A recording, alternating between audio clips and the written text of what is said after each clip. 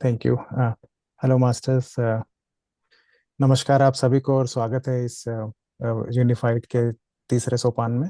तो आज हम हिंदी में इसके बारे में चर्चा करेंगे। कुछ जो भी अभी तक आप सीखे हैं 2 दिनों में, उसको आज हिंदी ट्रांसलेशन होगा और थोड़ा सा उसके बारे में और मैं जानकारी थोड़ा विज्ञान से जोड़ के बताऊंगा, साइंस से जोड़ के, कि कैसे ये चीज काम करती है। बेसिकली मैंने जैसे आपको पहले बताया है कि ये पूरी की पूरी किताब में जो 24 अध्याय है, हर अध्याय का कुछ न कुछ अपने आप में एक वैज्ञानिक पहलू भी है।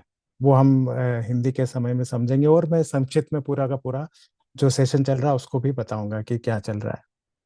तो इसको स्टार्ट करने के पहले बेसिकली आज हम इस सेशन के अंदर हम क्या सीख रहे थे अध्याय में।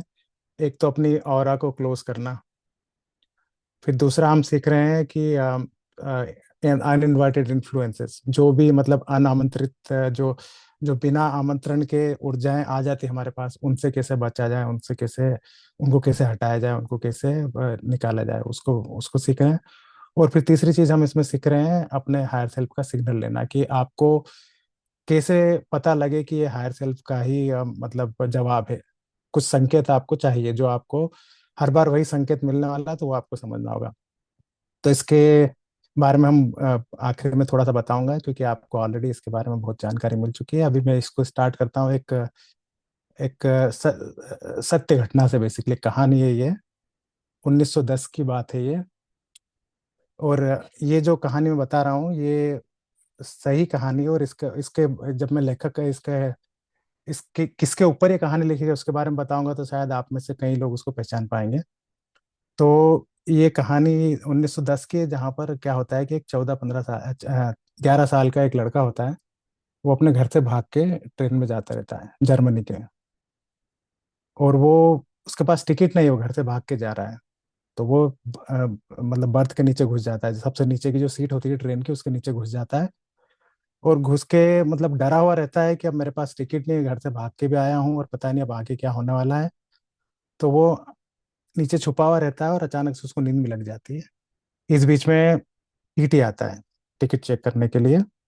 और सबको चेक करते करते आता है, तब उसको अचानक से नींद खुलती है कि अरे ये तो आ गया, अब क्या होगा मेरा। तो वो नीचे देखता है टीटी और बोलता है कि आपकी टिकट कहाँ है, young man where is your ticket. तो उसके पास टिकट तो होती नहीं है। तो वो एक नीचे कागज का ऐसे टुकड़ा पड़ा रहता है, उस टुकड़े को उठाता है। और टुकड़े को उठा के उसको टीटी को पकड़ाता है। और देने के पहले वो मन में एक विचार करता है कि ये टिकट ही दिखे इसको, टीटी को। और टिकट वो जैसे उसको टीटी को देता है टिकट, वो समझ के वो टीटी उसको लेता है और पंच करता है और चले जाता है कि जब तुम्हारे पास टिकट है तो तुम इसके इसके बर्थ के नीचे क्यों घुस के बैठो, सीट पे बैठो, शांति से जाओ। तो वो पहली बार उस लड़के के जो 11 साल की उम्र है, उसके जीवन की पहली घटना होती है जिसमें उसको पता लगता है कि मैं विचारों से किसी की धारणा को बदल सकता हूँ। अपने विचारों को अगर प्रेषित करूँ तो किसी की धारणा को बदल सकता हूँ। जबकि वो एक फटा हुआ पेपर का टुकड़ा था जो उसने उस टीटी को दिया, और टीटी ने उसको असली टिकट समझ के पंच इन करके आगे बढ़ गया। आगे जाके ये लड़का बहुत बड़ा साइकिक बना। इसका नाम था वुल्फ मेसिंग। आपने सुना होगा इसके बारे में, रशिया का था ये। तो एक साइकिक रहा है, काफी नाम हुआ इसका, इसकी खुद की अपनी खुद की बुक लिखी हुई है। तो इसके बारे में बहुत बहुत ही जानकारी आगे बढ़ती है और बहुत ही मतलब विख्यात हो जाता है ये, बहुत फेमस हो जाता है। तो इसको पता लगता है, एक तो हिटलर को पता लगता है, तो हिटलर को लगता है कि ये बहुत ही खतरनाक आदमी है, तो इसको पकड़ा जाए। तो हिटलर इसके ऊपर 2 लाख रुपए का प्राइस रखता है कि जो इसको ढूंढ लाएगा उसको दूंगा। दूसरा, फिर ये रशिया में जाके रहना चालू करता है। तो रशिया में उस समय पे स्टालिन, जोसेफ स्टालिन वहाँ का प्रधानमंत्री था उस टाइम पे। तो उसको जब पता लगता है कि ऐसा भी कोई हमारे यहाँ पे कोई बंदा है जो इस तरह की काम कर सकता है, नाम था वुल्फ मेसिंग। तो उसको लगता है कि ये वाकई में कर रहा है कि ये सिर्फ कुछ ना कुछ मतलब कि लोगों को धोखा दे रहा है, ऐसे स्टेज शो वगैरह करके या फिर पब्लिक में परफॉर्मेंस करके धोखा दे रहा है, कि असली की बात है। तो उसको बुलाता है कि मेरे सामने करके दिखाओ कि तुम वाकई में ऐसा कर सकते हो, तो मानूंगा मैं। तो वो बोलता है कि हाँ ठीक है, क्यों नहीं कर कर सकता हूँ मैं। और स्टालिन का ऐसा था कि जो भी इस तरह के लोग होते थे उनको वो हमेशा मार दिया करता था। मतलब जो किसी भी तरीके से, कोई मर्सी नहीं थी, मतलब कोई दया नहीं थी उसके पास में। तो इसका भी यही हाल होना था, अगर कुछ भी गड़बड़ होती तो मार देगा इसको। तो इसको वो शर्त देता है कि मैं तुम्हें शर्त देता हूँ कि तुम किसी को भी अपने विचार विचार की धारणा से किसी का भी आप मन बदल सकते हो, विचार उत्पन्न कर सकते हो, तो करके दिखाओ। एक कल तुमको इस बैंक में जाना है, बैंक का नाम बताता है, और ब्रांच नहीं बताता कौन सी ब्रांच में जाना है, कहाँ पर जाना है, क्या करना है। बोलता सिर्फ इतना है कि इस ब्रांच में जाके तुमको एक वाइट पेपर मैं दूंगा, वही पेपर लेके जाना है तुमको, और उस पेपर से तुमको 1 लाख रुपए निकाल के लेके आना है। और 1 लाख रुपए उस टाइम की, ये 1940 के आसपास की बात है, काफी पैसा हुआ करता था वो। तो ये जाता है वहां पे बैंक के अंदर में, इसके साथ में काफी सैनिक जाते हैं जो स्टालिन ने भेजे होते हैं। बैंक के आसपास भी काफी सुरक्षा की जाती है। और बैंक के अंदर जाके, और इसको पता नहीं कि कौन से केशियर के पास जाना है, इसको बस एक टाइम दिया जाता है कि 12 बज के 2 मिनट पे तुमको बताया जाएगा कि कौन से केशियर के पास जाना है, वहां जाके तुमको लेके आना है। तो ये उसके पास जाता है, उसको बताते, जैसे 12 बज के 2 मिनट होते हैं, उसको बताते सैनिक, जो उसके 5 सैनिक उसके साथ होते हैं, कि इस वाले केशियर नंबर के पास आपको जाना है। वहां जाता है, और उसको वो खाली पेपर रहता है वो, बस उस पेपर को हाथ में लेता है, आंख बंद करता है और एक विचार जमाता है, और कुछ बोलता है कि इस ये असली चेक लगे और ये मुझे 1 लाख रुपए दे दे। ये विचार उत्पन्न करता है, और केशर की तरफ देखता है और उसको दे देता है। केशर उसको देखता है कि 1 लाख रुपए मतलब काफी बड़ी रकम है। उसको जैसे नोट देखते ना, ऐसे उठा उठा के, कहाँ मतलब लाइट की तरफ देख के, और दबा के और हिला के, सब तरह से देख लेता है कि काफी, मतलब कोशिश करता है कि हाँ भाई असली चीज दी गई है, कि असली ही है ये। और उसको देखता है, और अपने ड्रायर में रखता है, और उसको 1 लाख रुपए निकाल के दे देता है। वो लेके स्टालिन के पास जाता है, और स्टालिन देख के अचंभित हो जाता है कि ये कैसे हुआ, मैंने तो इसको खाली पेपर दिया था, ऐसा कैसे कर लिया इसने। फिर उसको भरोसा नहीं आता, हो सकता है कुछ जालसाजी हो, बैंक वाला मिला हो, या फिर सैनिक को इसने मिला लिया हो और कैसे भी करके ले लिया होगा। तो स्टालिन वापस वो उसको बोल देगा ठीक है पैसे दे के आ जाओ। तो स्टालिन वो पैसे लेके वापस जाता है उसके पास में, और उसको बोलता है कि मेरा चेक वापस कर दो, मुझे पैसे नहीं चाहिए। जब चेक वापस मांगता है, तो कैशियर उसको देखता है, तो खाली पेपर रहता है। उसको देख के वहां पे मतलब ऑलमोस्ट मरने की स्थिति आ जाती है उसकी, कि मैंने खाली पेपर पे ही पैसा पकड़ा दिया था इसको। तो फिर स्टालिन को लगता है कि नहीं, ये तो इतने पे नहीं होने वाला है, इसको और भी टेस्ट करना है मुझे। तो वो बोलता है कि तुमको एक अभी मुझे तुम्हारा ये और परीक्षण करूंगा, तभी समझूंगा कि तुम असली में कर पा रहे हो ये। तो उसको वापस से वो बोलता है कि अभी कल तुमको मेरे कमरे में रात को 12 बजे आना है। और स्टालिन मतलब रूस का उस समय का बहुत ही खतरनाक, मतलब एक व्यक्तिगत तरीके से बहुत खतरनाक इंसान था वो। तो उसकी जो सिक्योरिटी होती थी, जहां पर वो सोता था अपने बंगले में, कई रूम थे उसमें, किसी को नहीं पता रहता कहाँ सोएगा, किस किस कमरे नंबर पे सोने वाला है, कहाँ पर सोने वाला है एग्जैक्टली।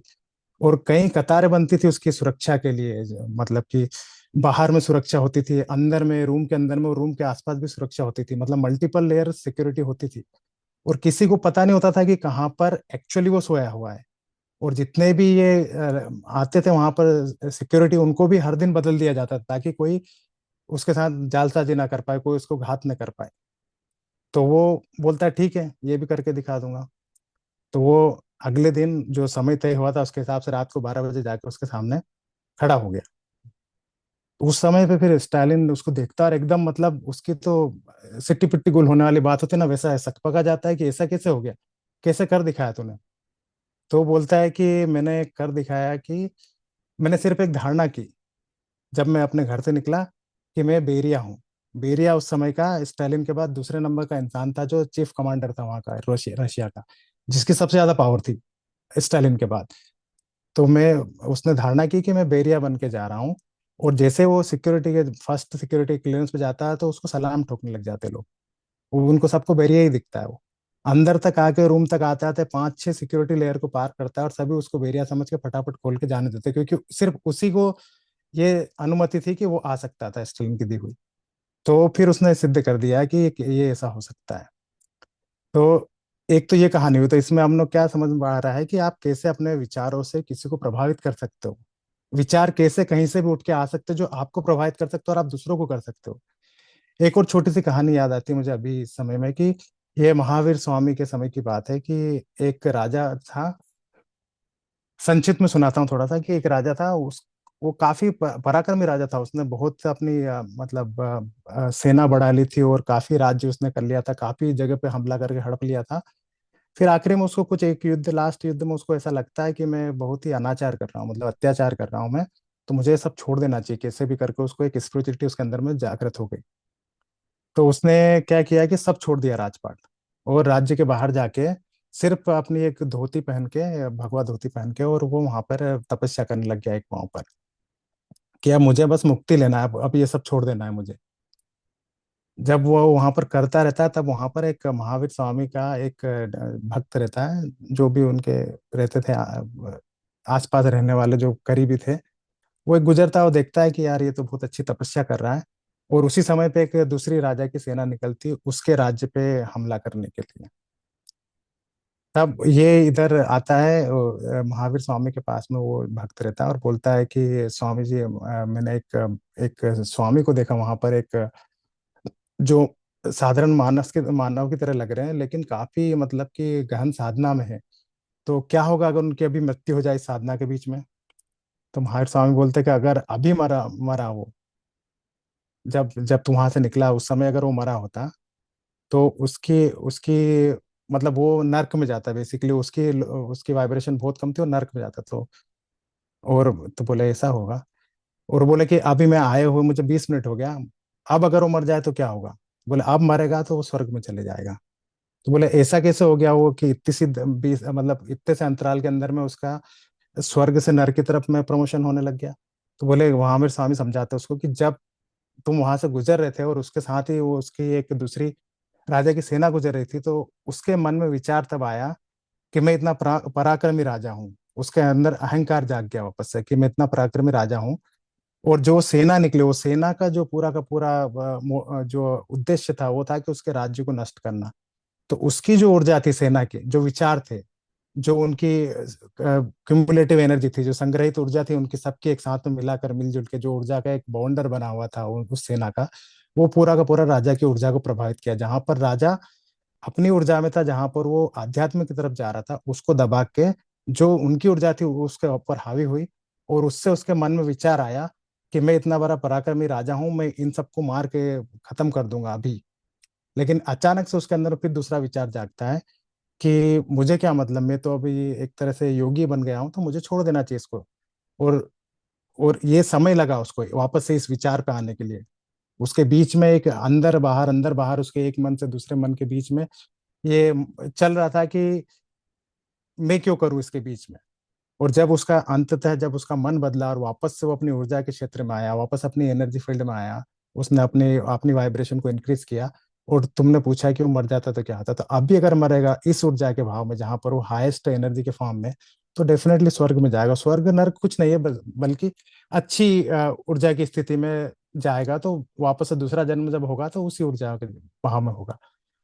तो इन दो छोटी घटनाओं से क्या पता लगता है कि हम इस चैप्टर में क्या सीखने जा रहे हैं, कि कैसे अनइनवाइटेड इन्फ्लुएंसेस जो होती है, जो ऊर्जाएं जो होती है, जिनको हमने हमारी मर्जी से नहीं बुलाया है, जो कहीं से भी भटकते हुए आ जाती है। अभी क्या होता है कि पूरा ब्रह्मांड ऊर्जा से भरा हुआ है। हम सिर्फ 1% पूरे ब्रह्मांड की जो पूरी रियलिटी है उसको, सिर्फ 1% को ही हम समझ पाते हैं, देख पाते, सुन पाते, छू पाते, किसी भी तरह से महसूस कर पाते। बाकी 99% तो ऐसे ही घूम रही है। अभी मैं आपसे बात कर रहा हूँ, आप जहां पर बैठे हो, हमारे आसपास कई प्रकार की ऊर्जाएं हैं। वो पॉजिटिव हो सकती है, नेगेटिव हो सकती है, सकारात्मक ऊर्जाएं भी होती है, नकारात्मक ऊर्जाएं भी होती है। ये ऊर्जाएं हमको जिनको भूत प्रेत बोले या जो भी बोले, नेगेटिव स्पिरिट बोले, या फिर किसी के विचार बोले, या किसी के मन में उठा हुआ भाव बोले, किसी भी तरीके से ये ऊर्जाएं चलती रहती है। और जब आप अपनी ऊर्जा के क्षेत्र में स्ट्रांग नहीं होते हो और आपके अंदर थोड़ी सी भी पॉजिटिविटी रहती है, लेकिन आप इन ऊर्जाओं के बीच में आते हो जो ज्यादा हावी होती है, तो ये फिर मतलब आपसे ज्यादा अगर प्रभाव उनका होता है तो फिर आपकी ऊर्जा को नीचे ले आती है। और यही हम इस चैप्टर में सीख रहे हैं। अगर इसको विज्ञान के तरीके से देखें हम, तो ये क्या है, एनर्जी इंटरफेरेंस है। हमने इसको पढ़ा होगा, आप सभी ने पढ़ा होगा कि अपने स्कूल के समय में, कि क्या होता है कि अगर एक ही एम्पलीट्यूड की अगर वेव्स को एक साथ में लाया जाए, तो वो मिलके बड़ी एम्पलीट्यूड की वेव बना देती है। और अगर उल्टी तरह की वेव को अगर लाया जाए, एक सीधी और एक उल्टी, तो उसको गिरा के छोटा कर देती है। रुको मैं एक पिक्चर दिखाने की कोशिश करता हूँ आपको। तो उससे उस यही मतलब ऊर्जा के बारे में भी यही चीज होती है। आप अगर देख पाए तो बताना, मैं इसको।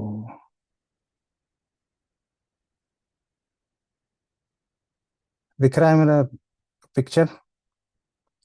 यस। अब इसमें अगर देखें वेवलेंथ को, तो पहले वाले अगर पिक्चर में अगर आप लेफ्ट साइड में देखेंगे तो जो वेव है उनका एम्पलीट्यूड एक जैसा है। शुरू की वेव के पॉजिटिव ऊपर की तरफ है, फिर नीचे की तरफ, फिर ऊपर की तरफ, फिर नीचे की तरफ।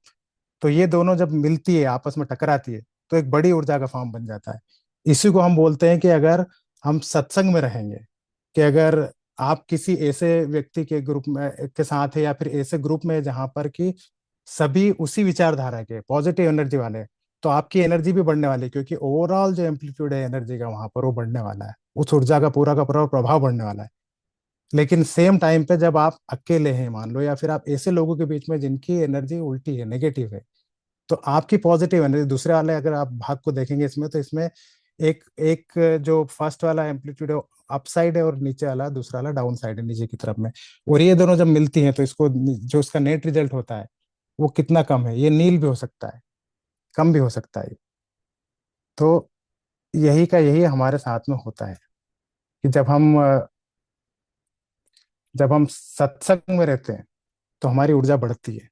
जब हम नॉर्मल जगह पे जाते हैं, जैसे हॉस्पिटल में गए हैं, शमशान में जाते हैं, या फिर किसी भी तरीके ऐसे लोगों के पास जाते हैं जो हमेशा परेशान रहते हैं, जो बहुत ज्यादा मतलब मटेरियलिस्टिक लोग रहते हैं, या फिर बहुत ज्यादा जिनके अंदर में नेगेटिविटी भरी रहती है, जो बहुत ज्यादा भय से हमेशा प्रभावी रहते हैं, ऐसे लोगों के पास जाते हैं तो उनकी जो ऊर्जा का क्षेत्र है वो बहुत ज्यादा उससे भर जाता है। और हम अगर इस समय पे बढ़ते रहते हैं, अपनी ऊर्जा को आगे बढ़ाते, उनकी ऊर्जा जब हमारे ऊपर आती है तो हमारी ऊर्जा को गिरा देती है। तो कई बार आपको ऐसा महसूस होता है कि जब आप किसी किसी ऐसी जगह से आते हैं, किसी भीड़ भाड़ की जगह से आते हैं, जैसे कि हॉस्पिटल हो गया है, ट्रेन स्टेशन हो गया है, या ऑफिस से कभी कभी आते हैं, या फिर कहीं शमशान के पास से आते हैं, तो आपको अचानक से लगता है कि आपकी एनर्जी लो हो गई, आपको चिड़चिड़ापन लगने लग जाता है, या फिर आपको कहीं से आप सोचते हो कि सिर दर्द हो रहा है अचानक से मुझे, या आपको ऐसा लगता है कुछ मन नहीं करता, कुछ कुछ भी नहीं करना है। तो ये क्यों होता है? ये इसी कारण से होता है कि हम इन अनइनवाइटेड इन्फ्लुएंसेस जो होती है, जो ऊर्जा है, हम चाहते नहीं कि हमारे पास आए, लेकिन हमारे पास में हमारे एनर्जी क्षेत्र में आ जाती है। इन ऊर्जाओं के कारण ही हमारी ये पूरी की पूरी ऊर्जा को नीचे गिरा देते हैं। और यही एनर्जी इंटरफेरेंस है बेसिकली। सब कुछ विज्ञान है, सारा का सारा विज्ञान, सैद्धांतिक विज्ञान से ही चलता है स्पिरिचुअलिटी। तो यही यही कारण होता है कि हम इस तरह के विचारों में आ जाते हैं, हमारी ऊर्जा गिर जाती है, और हम भी इस तरह के भाव को महसूस करते हैं। तो इसके लिए हमको बाबा जी ने क्या दिखाया है इसमें? पहली चीज तो ये है कि हम अपने ऊर्जा क्षेत्र को क्लोज करें, अपने ओरा को क्लोज करें। ओरा क्या है? एक एनर्जी फील्ड है, एक टोराइड एनर्जी फील्ड होती है हमारे आसपास में, जो आप अगर गूगल करेंगे तो मिल जाएगा आपको। टोराइड फील्ड होती है जो ऊपर से नीचे तक पूरा पूरा एक लेयर बनाती है। तो ये हमारा ओरा क्षेत्र होता है, एनर्जी फील्ड होता है। तो हमको इसको सबसे पहले क्लोज करना होता है कि I close my aura for all all except my higher self. तो आप हायर सेल्फ मतलब आप अपने आप की बात कर रहे हैं, आपका फ्यूचर वर्जन या फिर प्यूरेस्ट एनर्जी फॉर्म है, उसी के लिए आप ओपन कर रहे हैं। तो बाकी जो एनर्जी इंटरफेरेंस है वो बंद हो जाएंगे। तो ये कैसा हुआ? अब जैसे कि फायर वॉल लगाना हुआ। अब बहुत सारे आप में से कई लोग सॉफ्टवेयर से रिलेटेड है, या फिर आप समझ सकते हैं इस बात को कि हम फायर वॉल क्यों लगाते हैं किसी भी सिस्टम के अंदर, किसी भी नेटवर्क लेन लेन के अंदर में, कि कोई भी बाहर से हैक नहीं कर पाए, किसी भी तरीके से उसको एक्सेस नहीं कर पाए। तो ये जो जो क्लोज माई ऑरा वाला जो हम जो पूरा का पूरा एक सेंटेंस है, ये वो फायर वॉल है जो क्लोज कर देता है बाकी के लिए। कोई इसके अंदर से हैक नहीं कर पाएगा, दूसरी एनर्जी आ नहीं पाएगी। तो सबसे पहले हम ये करते हैं। फिर हम क्या करते हैं? सेकंड स्टेप में आने के बाद में हम क्लीन करते हैं ओरा को। तो क्लीन करने के लिए पहले हम जो भी अनइनवाइटेड आ गए उनको बोलते हैं कि ठीक है, जो आ गया है वो फूल, और उनको बोलते हैं कि आप भी प्योर ऊर्जा के फॉर्म हो। आपके अंदर भी उतना ही ईश्वर का स्वरूप है जितना हमारे अंदर है। आप भी उतनी ही लाइट के बनो जितने हम बने। इस तरह से हम बोलते हैं। फिर हम हमारा हायर सेल्फ का आह्वान करते हैं और बोलते हैं कि आप इनको लेके जाओ, और जहां पर पूर्णतः प्योर एनर्जी है वहां पर इनको छोड़ दो वापस से। तो ये हम इसका दूसरा भाग करते हैं। इसका इंग्लिश में आपने पूरा देख लिया, पूरा का पूरा है, तो मैं उसको रिपीट नहीं करता हूँ, अभी टाइम भी कम है हमारे पास। और फिर तीसरा हम क्या करते हैं इसमें, तीसरी स्टेप हम क्या करते हैं कि हायर सेल्फ का सिग्नल लेते हैं। तो हम मेक श्योर करते हैं कि बाकी, और ये क्यों कर रहे हैं, ये तीनों चीजें बहुत महत्वपूर्ण है। एक तो हमारे रोजमर्रा में काम आने वाली है, और फिर दूसरी ये आगे के अध्याय में हम जाएंगे तब भी इनकी जरूरत पड़ेगी हमको, तो हमको इन पे मास्टरी करना होगी इस वीक में। तो हायर सेल्फ का सिग्नल लेते हैं, और वो क्यों जरूरी है? क्योंकि आपको ये अच्छी तरह से अश्योर हो जाना है, आपको समझ लेना है कि आप किसी सवाल को कर रहे हैं, तो आपको जो जवाब आने वाला है वो आपके हायर सेल्फ का ही दिया हुआ जवाब है। तो इसके लिए हम इस अध्याय के अंदर में पहले हायर सेल्फ का सिग्नल लेने के की कोशिश करेंगे, समझेंगे कि हमारा हायर सेल्फ हमको किस तरह से सिग्नल देता है। तो ये किसी भी तरह का सिग्नल हो सकता है। जब आप पूछते हैं कि my higher self give my signal, तो आपको सिग्नल कुछ भी हो सकता है। कुछ कहीं पर आपको खुजली हो सकती है, या कहीं पर आपको कुछ सरसरापन आ सकता है, किसी तरह की आवाज आ सकती है, या फिर आपके गर्दन हिल सकती है, लेफ्ट या राइट, राइट टू लेफ्ट, या कुछ भी मतलब इस तरह का होता है। तो आपको एक, और हर बार आपको वही सिग्नल मिलने वाला है। जब भी आप हायर सेल्फ से पूछेंगे तो आपको वही जवाब मिलेगा कि यही हूँ। अगर आपको वो जवाब नहीं मिला है, तो आपको जब भी कोई सवाल किया आपने, तो आप समझ जाना है कि आपका जो जवाब आने वाला है ये आपके हायर सेल्फ नहीं आएगा। तो आपको उसको, मतलब उस जवाब को आप पूर्णतः अश्योरेंस से नहीं ले सकते कि ये सही जवाब होगा मेरे लिए। तो फिर से आपको कोशिश करना होगी। तो ये हम थर्ड स्टेप इसमें सीखते हैं। तो संक्षिप्त में तो यही बताना चाहता था मैं। अभी हमारे पास में 5 मिनट है, अगर किसी के कुछ सवाल जवाब हो तो बात कर सकते हैं, या फिर आगे नमस्ते सेशन सर। बढ़ा सकते हैं। नमस्ते। नमस्ते सर। सर मुझे एक चीज़ पूछनी थी। जैसे अभी आप जो वेवलेंथ और वो दिखा रहे थे, तो मैं ये देख रही थी कि जैसे हम संगति में रहते हैं, तो मैं बहुत कोशिश करती हूँ। अभी जैसे कोर्स भी ज्वाइन किया और ऐसी कुछ कुछ चीज़ें मैं काफ़ी सालों से मतलब कर रही हूँ चीज़ें, बट मैं स्टिल वो फील करती हूँ कि मेरे को इस प्रोसेस में ट्रस्ट आया है कि हाँ मेडिटेशन काम करता है, मेडिटेशन से हम जा सकते हैं, बट मैं कर नहीं पाती। जैसे अभी दो चीजें मेरे साथ हो रही है कि जैसे हम ये बात कर रहे हैं, आपने कहा अभी और लॉक करना है या जो भी हम चीजें कर रहे हैं, हायर सेल्फ से नाम पूछना है कुछ भी, मेरे तो मतलब जैसे ही मेडिटेशन स्टार्ट भी होगा या कुछ भी होगा, या मैं सेशन में किसी में भी बैठूंगी, मेडिटेशन हो या जो हम सज्जन सागत्य बोलते हैं वो हो, बट मैं कहाँ लॉस्ट हो जाती हूँ पता नहीं, और मेरा दिमाग पता नहीं कहाँ कहाँ की चीजें लेकर के आता है। तो वो बहुत लंबे टाइम से हो रहा है, तो मुझे खुद से इरिटेशन से होती है। तो मुझे लगता है कि क्या चीज है जो रेजिस्ट कर रही है अंदर। जैसे अभी आपने कहा वेवलेंथ की जैसी संगत होगी, तो मैं संगत में भी अच्छी हूँ। मैंने ऐसे लोगों से ऑटोमेटिक, एक चीज और ये हुई है कि ऑटोमेटिक ऐसे लोग जो हम बोलते हैं ना, जो किटी पार्टीज है, जो भी ऐसी चीजें थी वो ऑटोमेटिक कट हो गई है मेरी लाइफ से। तो और ये काफी टाइम बिल्कुल। से हो गया, वो सब चीजें हो रही है, बट मेरे ही अंदर ये सब कुछ चल रहा होता है।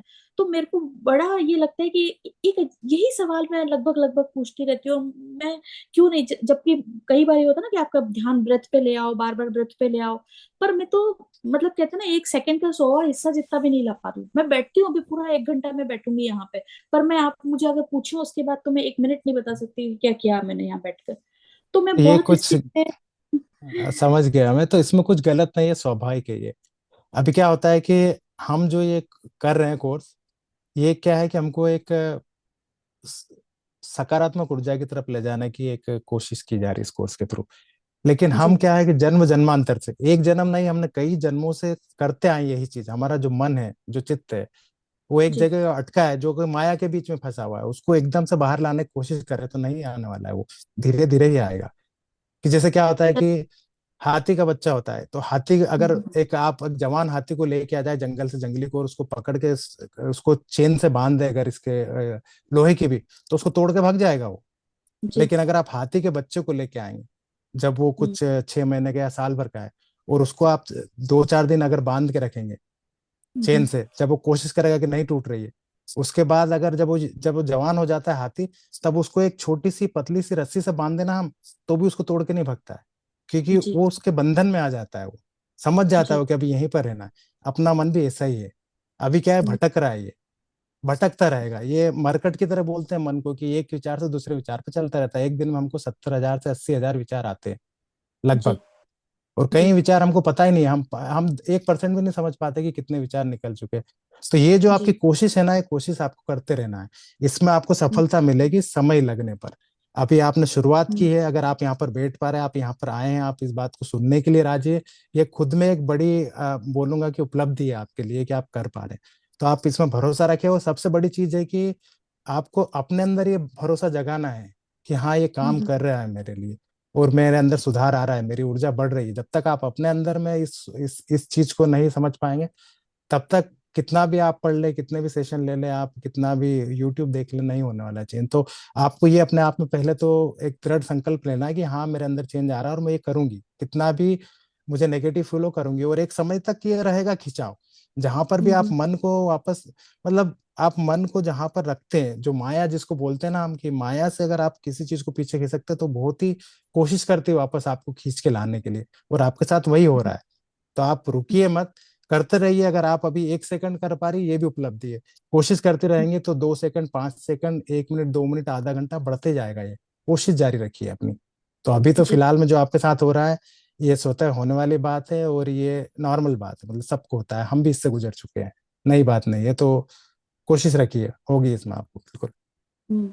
इसी में एक चीज और भी सर, एक चीज और ये जरूर हो रही है कि मैं जैसे बैठती हूँ इतना देर मैंने, तो ये जरूर फील किया, मैं यहाँ तो बता रही हूँ, मुझे अच्छे से पता है कि मैं भटक जाती हूँ या कभी कभी सो जाती हूँ मैं। और जैसे ही लास्ट होने लगता है, जैसे आता है ना अब 2 मिनट लेफ्ट, 1 मिनट लेफ्ट, तब मेरी मैं वापस लौट के आती हूँ। तो ये दो चीजें जो मैं ऑब्जर्व कर रही हूँ, एक तो मेरी नींद बहुत कम हो गई पहले से, मैं हार्डली 5 घंटे मतलब मैं सोती हूँ मैं, जबकि मैं अच्छी खासी मतलब 8 घंटे प्लस की स्लीप लेने वाली थी, पर अभी मैं 5 घंटे सोती हूँ। दूसरी चीज, मेरी डेली ना 3 साढ़े 3 के आसपास 4 बजे तक मैं नींद खुल जाती है, करते कुछ बहुत नहीं अच्छी हूँ मैं, बात है। कुछ भी नहीं बहुत करती हूँ, अच्छी बात है सोती ही ये। रहती हूँ मैं, तो ये आपके पर मैं ना कुछ ऊर्जा नहीं बढ़ करती रही हूँ। है। दोनों संकेत आपकी ऊर्जा बढ़ने के संकेत है। एक तो ये है कि नींद कम होना, मतलब जब हम मेडिटेशन, डीप मेडिटेशन कर लेते हैं तो ऐसा बताते हैं कि आधे घंटे की डीप मेडिटेशन 8 घंटे या 6 घंटे की नींद के बराबर हो जाती है। तो अगर आप बोल रहे हैं ना कि आपका ध्यान नहीं रहता कहाँ गए, तो ये शुरुआती स्थिति जहाँ पर आप ऊर्जा को ग्रहण कर रहे हैं, तो आपको ये रहेगा, शरीर उसको ग्रहण करने की कोशिश कर रहा है, एडजस्ट हो रही है आपकी बॉडी। और हम्म। नींद कम होना भी अच्छा संकेत है, तो आप जारी रखिए। आई थिंक अपने पास में 1 मिनट बची है सेशन स्टार्ट होने के लिए, बस तो एक और कुछ नहीं। बात मुझे बोलनी थी इसमें सर, जैसे मैंने ऑटोबायोग्राफी ऑफ योगी पढ़ी और भी ऐसी बुक्स में पहले काफी पढ़ ले रही थी, अभी इन दिनों ऐसा हो रहा है कि जैसे मैं कोई भी बुक पढ़ने पढ़ने ही नहीं बैठ नहीं पा रही हूँ जैसे पढ़ने का। तो ऐसा भी कुछ चीजें चेंजेस आते हैं क्या, जैसे बुक रीडिंग पहले जितनी मैं, जैसे ऑटोबायोग्राफी ऑफ योगी मैंने 3 दिन में पढ़ी, फिर उसको मन किया दोबारा भी पढ़ा, ऐसे और बुक्स भी मैंने पढ़ी, अब नहीं पढ़ पा रही हूँ मैं कोई भी बुक। तो ये ऐसे चेंजेस भी क्या साइन है ये कि बिल्कुल नहीं बैठ पाती अब मैं बुक पढ़ने के लिए। इसमें तो मेरी तो मैं इस तरह का मेरा अनुभव तो नहीं, किताब तो मैं भी नहीं पढ़ता हूँ, मैं ज्यादातर ऑडियो बुक सुनता हूँ। पर कोशिश हम्म। करिए, ध्यान करते रहिए, तो आगे जाके अगर जैसे आपकी ऊर्जा बढ़ेगी, आप वापस से उस क्षेत्र में आ जाएंगे, तो कर पाएंगे आप। चलो धन्यवाद। तो ओके। अभी ठीक आई है थिंक सर। सुवर्णा मैडम का सेशन चालू होगा। थैंक यू वेरी मच, आप सभी का थैंक बहुत यू सर। बहुत धन्यवाद।